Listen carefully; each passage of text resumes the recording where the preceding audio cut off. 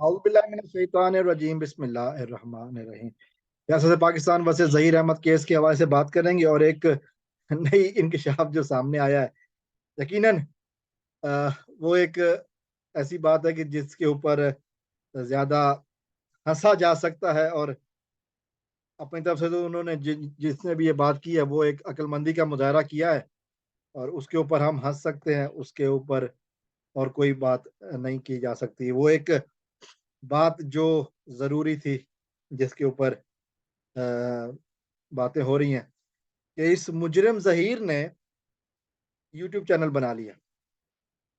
मैं उसका नाम नहीं बताऊँगा चूँकि मुझे उसकी कोई प्रमोशन नहीं करनी है, ना ही मुझे उससे कोई गर्ज़ है।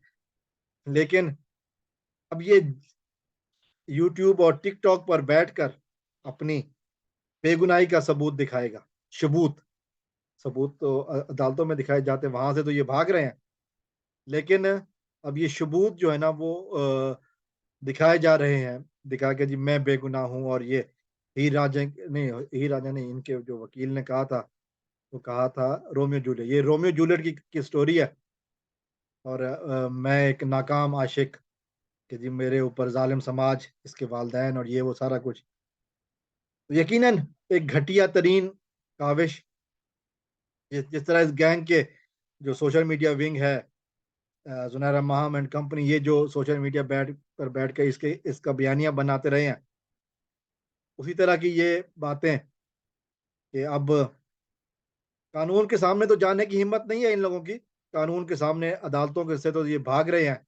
अदालतों पे इतराज़ करके किसी न किसी तरह अगली तारीख ले लेते हैं, सामने नहीं आते। अब ये है कि अब इन्होंने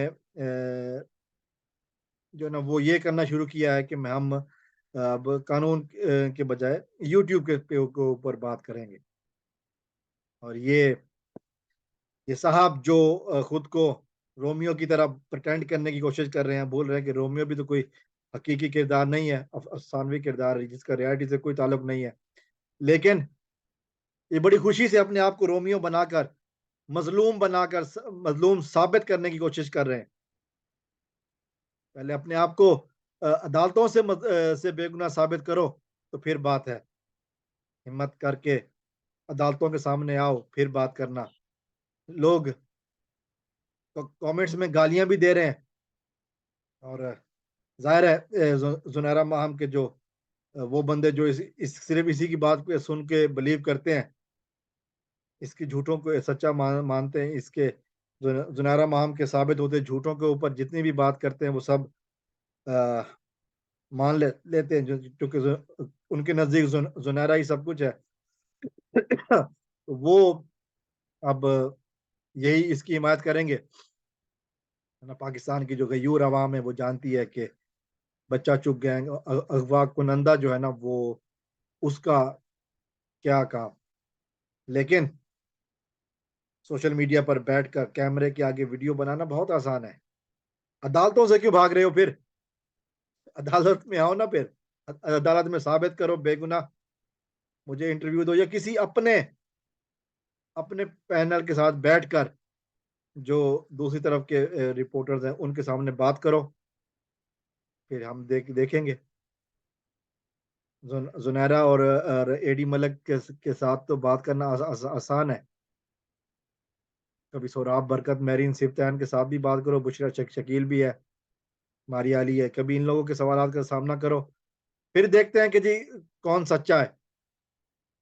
सबूत तो बहुत है, सबूत सबूत मैं थोड़ा सा पुकार लेता हूँ, लेकिन हकीकी सबूत अदालतों में पेश होते हैं।